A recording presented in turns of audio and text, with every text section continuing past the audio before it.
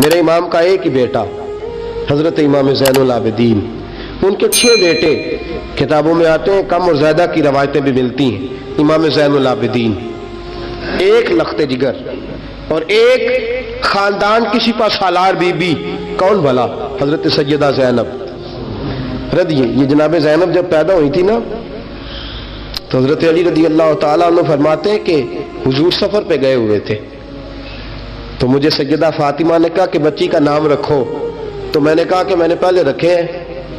کہا حضور تو سفر پہ ہیں، فرمایا آئیں گے تو نام رکھیں گے، جناب زینب رضی اللہ تعالیٰ۔ اور حضرت امام زین العابدین کی مختلف روایتوں میں مختلف عمر آئی، یہ 2 خاندان کے بڑے بچے تھے، خاندان کے یہ 2 بڑے بچے تھے۔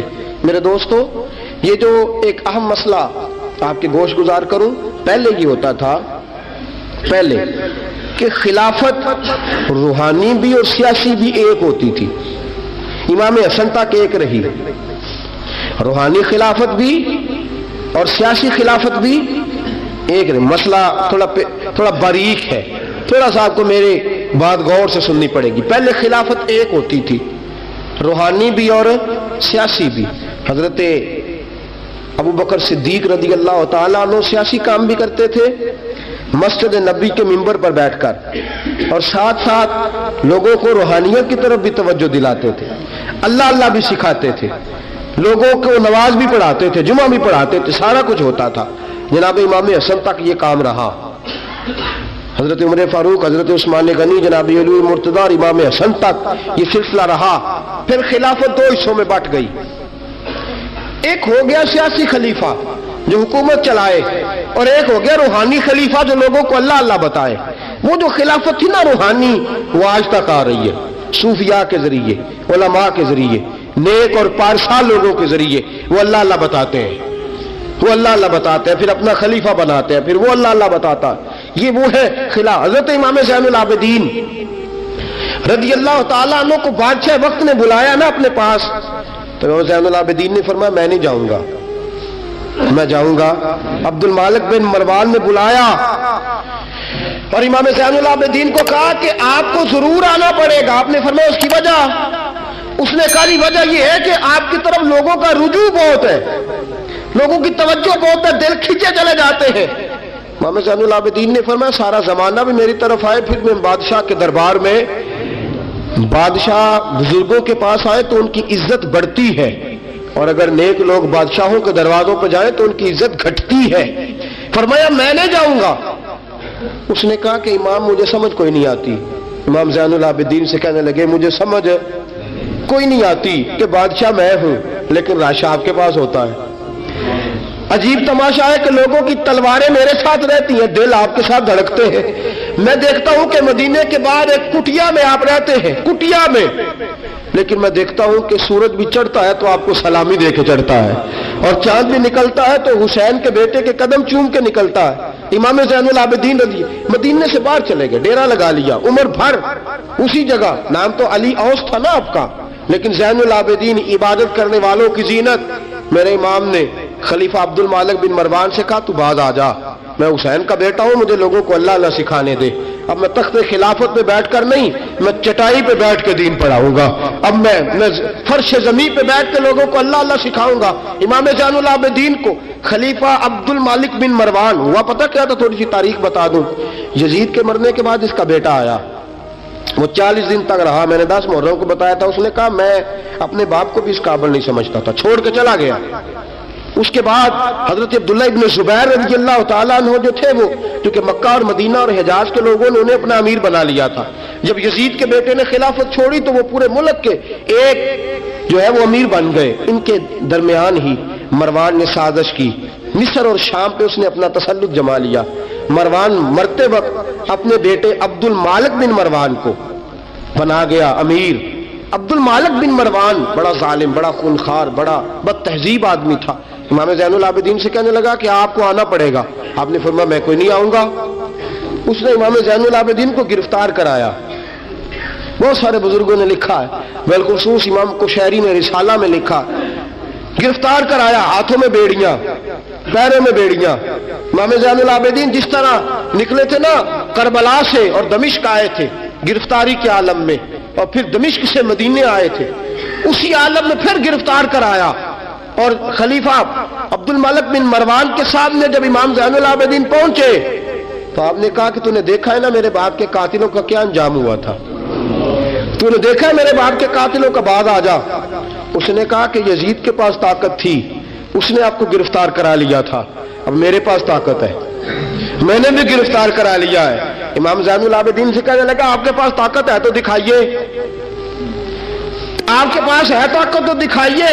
इमाम ज़ैनुल आबिदीन रज़ी अल्लाह तआला अन्हु ने फरमाया तुझे कहा चैलेंज ना कर, मैं दरवेश हो गया हूं, एक तरफ लग गया हूं, एक कोने में जाकर बैठ गया हूं, मदीने से बाहर जाके मैंने डेरा लगाया, बस मुझे अब छेड़ मत, मुझे अपना काम करने दे, मुझे लोगों को दीन सिखाने दे, अल्लाह अल्लाह बताने दे, तू जान, तेरी हुकूमत जाने, तेरी सल्तनत जाने, मैं तेरे काम में दखल नहीं देता, तू मेरे काम में दखल न दे, मुझे अल्लाह अल्लाह करने दे, अल्लाह अल्लाह कराने दे।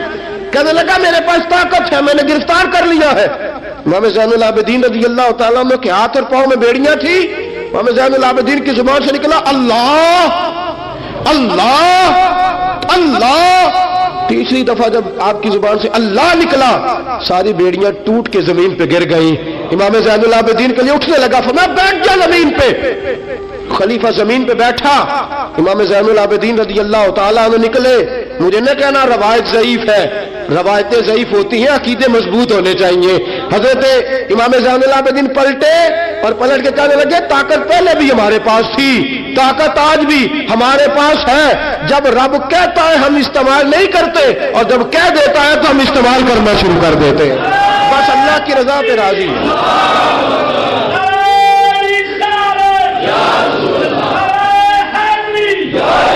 जब अल्लाह कहता है तो इस्तेमाल करते हैं। इमाम ज़ैनुल आबिदीन खलीफातुल मुस्लिमीन अमीरुल मोमिनीन इमाम हसन के भतीजे जनाब अली के पास 3 साल रहे थे, वो तो कट गए सारे, लेकिन मेरे इमाम ज़ैनुल आबिदीन अगरचे हुकूमत नहीं ली लेकिन दिलों पे हुकूमत करते रहे, दिलों पे। यही खलीफा अब्दुल मलिक बिन मरवान, देखो कहते हैं जादू वो जो सिर चढ़ के बोले, और हकीकत छुप नहीं सकती बनावट के उसूलों से, और खुशबू आ नहीं सकती कभी कागज के फूलों से। पता होता है हमें सच क्या है झूठ क्या है।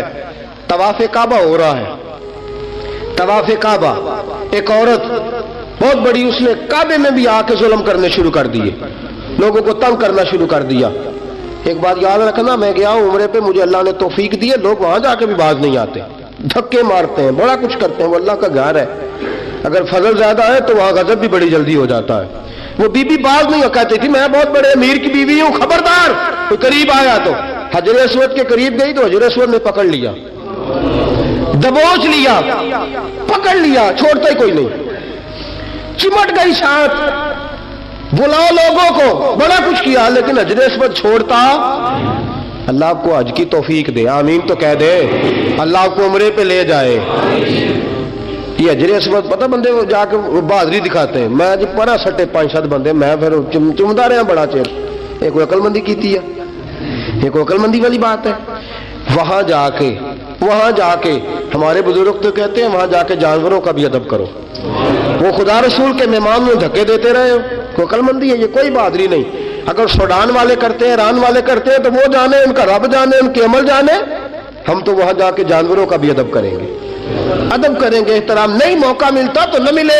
मेरे हबीब ने फरमाया दूर से हाथ लहरा के चूम लो, हजर अस्वद कयामत वाले दिन तुम्हारे ईमान की गवाही दे देगा, तुम्हारे ईमानदार होने की गवाही देगा। बीबी चिमट गई साथ। खलीफा अब्दुल मलिक बिन मरवान से कहा कि वो बहुत बड़े रईस की बीवी, अब छुड़ाब सारी जिंदगी तख्त पे बैठ के इमाम ज़ैनुल आबिदीन की मुखालफत तू करता रहा है, अब छुड़ा। नीचे उतर आया, तो बीबी के खामद को कहने लगा ज़ैनुल आबिदीन के पास चले जाओ, अगर हल है तो उसके पास है, अगर कोई इलाज है तो उसके पास है, उसके पास जाओ, मैं छुड़ा सकता। उधर जाओ, उधर वो है दरवाजा, वो है जनाब अली का पोता, वो है इमाम हुसैन का जानशीन, वो बैठा है। ज़ैनुल आबिदीन तेरा तो सारा घर करबला में कट गया था, तेरे पास तो रहने को मकान तक नहीं बचा था, खून की नदियां बह गई थी, और ये क्या मामला है। इमाम ज़ैनुल आबिदीन की सीरत और सूरत लोगों को बताती है कि अब भी अगर मोहब्बतों की वजह से दिल झुकेंगे तो हमारे खानदान की तरफ ही झुकेंगे। इमाम ज़ैनुल आबिदीन के पास गए, इमाम ज़ैनुल आबिदीन अपने हुजरे में बैठे, कहा जनाब एक बीबी हजर अस्वद के साथ लग गई, आप आइए। इमाम ज़ैनुल आबिदीन रज़ी अल्लाह तआला अन्हु ने फरमाया मैंने सुना है रईस की बीवी है, लोगों को तंग करती है, छुड़ा लेगा? उन्होंने कहा हजरत जी वो भी आया हुआ है, वो कहता है अगर छुड़ा सकता होता तो पहले भी छुड़ा लेता, मेहरबानी करे। इमाम ज़ैनुल आबिदीन उठे, उनके साथ गए, उस बीबी से जाके कहने लगे तू तौबा करती है? तौबा करती है? कहने लगी करती हूँ। इमाम ज़ैनुल आबिदीन के हाथ उठे, लफ्ज क्या है? या अल्लाह तू जानता है ना मैं कौन हूँ। लफ्ज क्या है? इमाम ज़ैनुल आबिदीन की दुआ सुनो, दुआ पर मैं मौला तू जानता है मैं कौन हूँ, मैं कौन हूँ। रावी कहते हैं इमाम ज़ैनुल आबिदीन की जुबान पर लफ्ज है या अल्लाह तू जानता है ना मैं कौन हूँ।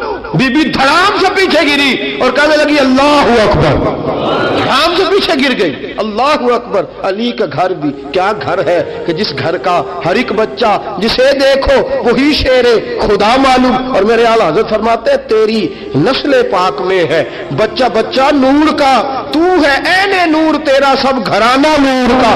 जनाब इमाम ज़ैनुल आबिदीन रज़ी अल्लाह तआला अन्हु क्या कहते हैं? या अल्लाह तू जानता है ना मैं कौन हूँ।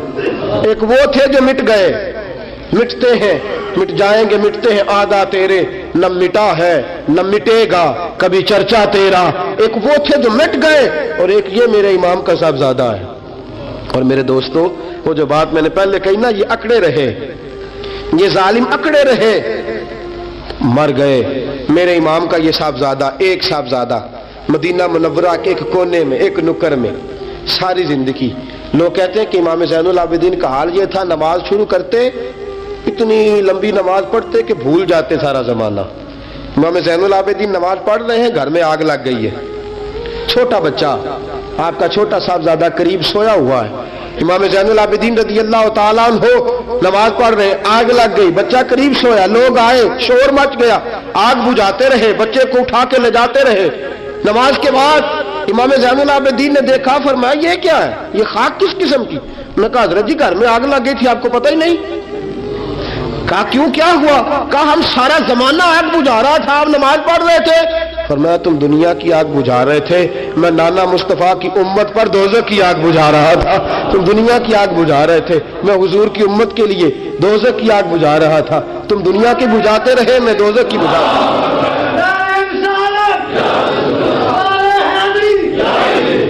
ये इमाम ज़ैनुल आबिदीन है, वो सारे मिट गए। और ये इमाम कैसी आजिज़ी, कैसी इनकिसारी। हजरत इमाम हसन बसरी ये खलीफा है इमाम ज़ैनुल आबिदीन के भी, और खलीफा है हजरत इमाम बाकर के भी। इमाम बाकर इमाम ज़ैनुल आबिदीन के बेटे हैं, इमाम जाफर सादिक उनके पोते हैं। हजरत इमाम ज़ैनुल आबिदीन रज़ी अल्लाह तआला अन्हु के बारे में हजरत हसन बसरी फरमाते हैं कि रात का सन्नाटा था, काबे में उस वक्त इतना राश नहीं होता था, मैं करीब ही ठहरा हुआ था। आधी रात का वक्त एक नौजवान के रोने की आवाज आई, या अल्लाह मेरे गुनाह बख्श दे, या अल्लाह मुझे माफ कर दे, या अल्लाह मुझे माफ कर दे। वो चीखता। इमाम हसन बसरी फरमाते हैं कि मैं सोया हुआ था अपने उजरे में, काबे के करीब ठहरा हुआ था। फरमाते हैं कि मेरी उस नौजवान की आहोजारी की वजह से मेरी आंख खुल गई, उसकी तड़प की वजह से मैं उठा। और फरमाते हैं कि मैंने सोचा बहुत बड़ा कोई गुनाहगार आ गया है। फरमाते हैं कि वो क्या कहता है, जब मैं उठा हूँ काबे के करीब गया हूँ कि जाकर तसल्ली देता हूँ, तो उसकी जुबान से जुमला निकला, कहने लगा या अल्लाह मुझे क़यामत में जलील न करना, ऐ अल्लाह अगर मेरे अमल अच्छे नहीं तो मुझे क़यामत के दिन अंधा करके उठाना, मैं तेरे नेक बंदों के सामने क्या जवाब दूंगा। फरमाते वो नौजवान तड़पता है, रोता है। हजरत हसन बसरी फरमाते हैं कि मेरे पहुंचते पहुंचते वो इतना बुलंद आवाज से तड़पने लगा कि बेहोश होकर जमीन पे गिरा। आप फरमाते मैं करीब गया, उस नौजवान के करीब गया तो बड़ी खूबसूरत खुशबू मुझे आई। फरमाते मेरे दिल में ख्याल था तसल्ली दूंगा कि बेटा ठहर जा, मैं भी दुआ करता हूँ, तू भी दुआ कर, अल्लाह बड़ा मेहरबान है, माफ कर देगा। फरमाते हैं जब मैंने उस नौजवान के चेहरे से जुल्फे हटाई, गर्द साफ की, तो मेरे पांव तले से जमीन निकल गई। ये तो इमाम हुसैन का बेटा ज़ैनुल आबिदीन है, ये तो इमाम हुसैन के लख्त जिगर अलीउल मुर्तज़ा के जिगर पारे जनाब सैयदा फातिमा के नूर नजर है। ये तो हजरत शहर बानो शहजादी के बेटे हैं। इतनी आहोज गुजारी, इतनी तड़प, इतनी बेचैनी, इतना अल्लाह से ताल्लुक। हजरत हसन बसरी फरमाते कि कदमों पे गिरा, पांव चूमे। इमाम ज़ैनुल आबिदीन की आंख खुली तो कहा, हसन बसरी ना कर, तू बुजुर्ग है। तो इमाम ज़ैनुल आबिदीन उठ के बैठ गए। हजरत हसन बसरी रहमतुल्लाह ताला अलैह फरमाते हैं, मेरी आंख निकल गई, आंसू मेरे बह गए। मैंने कहा, ज़ैनुल आबिदीन कहां से दिल लेके आए हो तुम लोग, और कहां से सवारा है खुदा ने तुम्हारे खानदान को। सारा कुछ दे भी देते हो अल्लाह की राह में, सारा कुछ लुटा भी देते हो, सारा कुछ कुर्बान भी कर देते हो, अपने लिए रखता भी कुछ नहीं, और फिर भी माफिया ही मांगते फिरते हो, फिर भी माफिया ही मांगते फिरते हो, फिर भी रोते फिरते हो, फिर भी बारगाह खुदाबंदी के अंदर आहुजारियां करते रहते हो। हजरत हसन बसरी रहमतुल्लाह ताला अलैह फरमाते कि वो जमाना मैंने इमाम ज़ैनुल आबिदीन का देखा। मेरे दोस्तों, वो तो मिट गए, अकड़े रहे ना, मिट गए। करबला के बाद वो मिट गए, मेरे इमाम को मिटाने वाले। लेकिन इमाम ज़ैनुल आबिदीन, मेरे इमाम का एक साहबजादा बचा था, लेकिन उन्होंने रूहानी खिलाफत का आगाज कर दिया।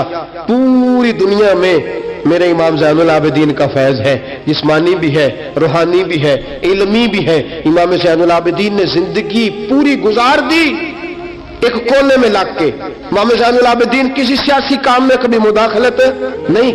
हजरत इमाम जाफर सादक का जमाना आया तो फिर बादशाह ने बुलाया इमाम जाफर सादक को, और ये इमाम जाफर सादक वो बुजुर्ग है कि हजरत इमाम आजम अबू हनीफा रहमतुल्लाह अलैह इमाम जाफर सादक के मुरीद है, उनके मुरीद है, उनके खलीफा है।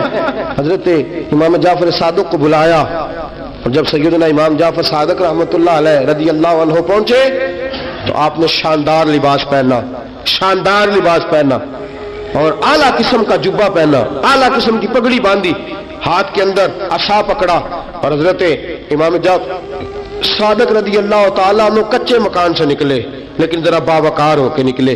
दरबारे बादशाह, दरबारे खिलाफत में पहुंचे, अपनी खुंडी को, अपनी छड़ी को हिलाया। वह क्यों बुलाया मुझे?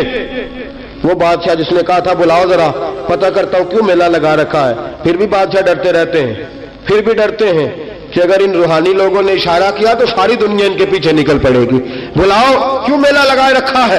जब बादशाह के सामने पहुंचे तो बादशाह से कहा, क्या बात है, क्यों बुलाया था मुझे? कहने लगा, हुजूर गलती हो गई।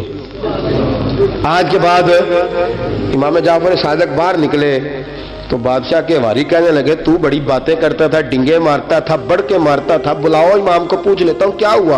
कहने लगा, यार पता नहीं क्या बात है, जब नहीं होते तो बात निकलती है, जब सामने आ जाते हैं तो मुंह के अंदर से जुबान बोलती नहीं है। जब सामने आते हैं तो क्या रोब है, क्या रोब है। असल उसे समझ नहीं थी कि तेरी नस्ल पाक में है बच्चा बच्चा नूर का, तेरी नस्ल पाक में है बच्चा बच्चा नूर का, तू है ऐने नूर, तेरा सब घराना नूर का। हजरत इमाम जाफर सादक बाहर निकले तो आपका खादिम घर जाकर कहने लगा, इमाम साहब आला किस्म का लिबास, लोग बातें कर रहे थे, इतना बड़ा कीमती लिबास, लोग गुफ्तगू कर रहे थे। तो हजरत इमाम जाफर सादक ने कमीज उतारा, नीचे टाट का लिबास था। फरमाया, ये जो ऊपर पहना है ये मखलूक को दिखाने के लिए है, और जो अंदर पहना है वो रब को दिखाने के लिए है। अंदर अल्लाह को दिखाने के लिए टाट का है, लेकिन मखलूक को दिखाने के लिए मैंने आला लिबास पहना है। इनके दिल में ख्याल ना आए कि रसूल पाक के अहले बैत शायद कमजोर हो गए हैं, इसलिए डरते और सहमे हुए आते हैं। मेरे नबी के खानदान ने उस वक़्त से लेकर ता दमे आखिरी आज तक एक पूरा किरदार अदा किया है। सादात का दीन में एक पूरा किरदार रहा है। तहरीर के मामलात में, तकरीर के मामलात में, तदरीस के मामलात में सादात का पूरा किरदार रहा। वक्त गुजरने के साथ साथ कभी सैयद गौसे आजम की शक्ल में आए, और कभी सैयद मोइनुद्दीन चिश्ती अजमेरी की शक्ल में आए, और कभी सैयद अली हजवेरी दाता गंज बख्श की शक्ल में आए, और कभी ये सैयद हजरत शाह आले रसूल मां रहरवी की शक्ल के अंदर आए, और कभी ये सैयद मीर अब्दुल वाहिद बिलगरामी की शक्ल में आए। ये सादात आते रहे, अपने अपने दौर में चमकते रहे, अपने अपने दौर में दीन का फरीजा सर अंजाम देते रहे। इन्होंने फिर एनाने हुकूमत वालों को कहा कि ठीक है, अगर तुम समझते हो कि इस तरह हमें दीन नहीं फैलाने देते तो हमें अल्लाह ने तौफीक दी है, हमें अल्लाह ने ताकत दी है, अल्लाह ने हमें रूहानियत दी है, हम उस रूहानी तर्ज के साथ दीन फैलाएंगे। मेरे दोस्तों, अगरचे कुव्वत और इख्तदार भी हमेशा इन्हीं के पास रहा, کربلا میں جو بھی آیا, آپ دیکھ لیجئے نا, یزید کے 14 بیٹے بتائے جاتے ہیں, کوئی بھی نہیں کہتا میں یزید کی اولاد میں سے ہوں. امام زین العابدین ایک ہی بچے تھے نا کربلا میں. آپ کو گلی گلی سید ملیں گے, نگر نگر سید ملیں گے, جگہ جگہ رسول پاک کی اولاد ملے گی. میرے دوستو یاد رکھنا, جو ظلم کرتا ہے اور ظلم میں بڑھتا ہے وہ بچتا نہیں, اس کا نام مٹ جاتا ہے, اس کا کردار نفرت کی علامت بن جاتا ہے. زندگی آپ بھی گزار رہے ہیں, وقت میں بھی بتا رہا ہوں. یاد رکھنا, خیال رکھنا, اگر ظالم بنو گے تو مٹ جاؤ گے, اگر ظالم بنو گے تو ختم ہو جاؤ گے, اگر ظالم بنو گے تو تمہارا نام لینا لوگ پسند نہیں کریں گے. ظلم کا نشان بن کے نہ رہنا, محبت کی علامت بن کے رہنا. اگر کبھی مار بھی کھانی پڑی تو وقتی طور پہ کھا جانا, تھوڑی دیر کے لیے مار کھا کے دیکھنا. کبھی کبھی مار کھانے میں بھی بڑی عزت ہوا کرتی ہے, کبھی کبھی مار کھانے اور برداشت کرنے میں بھی بڑا وقار ہوتا ہے. کبھی یہ بھی کر کے دیکھو, اس میں بھی ایک ذائقہ ہے, اس میں بھی ایک لطف ہے. میرے عزیزوں, جو ظلم کرے گا نہیں رہے گا, جو ظلم کرے گا اگر کتنے بھی اس کی ہاں اولادیں ہو جائیں اس کا نام نہیں چلے گا. جو محبت کرے گا, جو مار کھائے گا, خواجہ معین الدین چشتی نے بڑی مار کھائی, داتا علی اجمیری نے ہندوؤں سے بڑی مار کھائی, حضرت غوث پاک جیلانی کو بڑا ستایا گیا. یہ مار تو کھاتے رہے لیکن پیغام حق پہ ڈٹے رہے. جسے مار کھانی آ جائے, مار کھانی, بلکہ مولا رومی فرماتے ہیں جسے کٹنا آ جائے وہ بچ جاتا ہے, جسے قربان ہونا آ جائے اسے عزت مل جاتی ہے. جو برداشت کرنا سیکھ جاتا ہے وہ محبت کی علامت بن جاتا ہے. میدان کربلا نے یہ سبق دیا کہ اگر وقتی طور پہ مار کھانی پڑی تو ذرا کھا کے دیکھنا, لیکن کھانا حق کے رستے میں, کھانا حق کے رستے میں. اور ایک اور بات بھی ذہن کے اندر رکھیے, ضروری نہیں کہ کسی جگہ پہ کثرت ہو جائے, زیادہ ہو جائے تو وہ حق کی علامت ہی ہو. ہمیشہ کثرت حق کی علامت, اتبعوا سواد العظم والا معاملہ دوسرا ہے, لیکن کثرت ہمیشہ صداقت کی علامت نہیں ہوتی.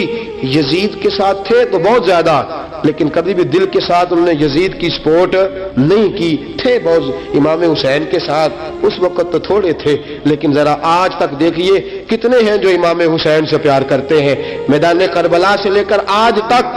اور پھر کسی نے کہا تھا نا, انسان کو بیدار تو ہو لینے دو, ہر شخص پکارے گا ہمارے ہیں حسین. پھر دیکھنا صبح قیامت تک کتنے ہیں. حق کے نام پہ ڈٹ جاؤ, اگر تم ایک بھی ہوئے, دو بھی ہوئے, 10 اور 12 14 بھی ہوئے, رہنا حق پہ قائم رہنا. مار کھا کے دیکھنا, اس میں بھی بڑی لذت ہے. ظلم سے بچنا, ظلم بہت بڑا عیب ہے, ظلم بہت بڑی بیماری ہے. لگ جائے گی تو نام و نشان مٹا دے گی, ختم کر دے گی صفحہ ہستی سے ظالم کو. اللہ میں ہر قسم کے ظلم سے بچائے, ہمیشہ مدحت خیر الانام میں گزرے. دعا ہے یہ عمر درود و سلام میں گزرے. وآخر دعوانا الحمدللہ.